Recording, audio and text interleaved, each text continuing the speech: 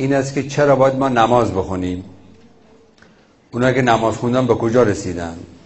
پدر مادرها با بچه‌هاشون در این رابطه درگیرن. بلند شو برو نماز بخون، این میگه ولش کن الان خوابم میاد، خستم، حالا بعداً کنکور مهمتره، تست، درس. ولی سوال میکنه از پدر مادرش. بعضیام شاید جرأتش نکنن این سوالو کنن. من از قول شما این سوال رو کردم، به این سوال میخوام پاسخ بدیم. چرا ما باید نماز بخونیم؟ نماز تشکر از خداست. خدا اگه لب به ما نمیداد،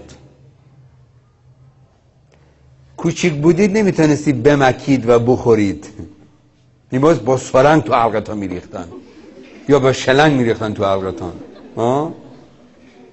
بعد بزرگ شدید با این لبا حرف میزنید. الان لب نداشت، نمیدونی چی میخوای بگی که این لب تنظیم میکنه حرفاره.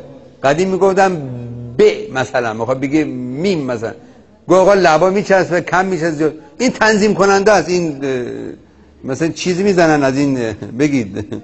آره این تنظیم کننده است، این لب تنظیم کننده است. هیچ بوسه ایم دیگه نبود.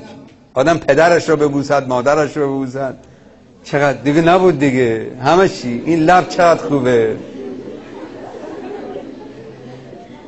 حالا من که میدونم برای چی میخندید شما.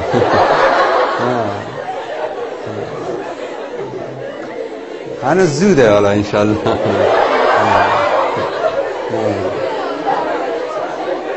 خب خدا داده برای یه چیز خوب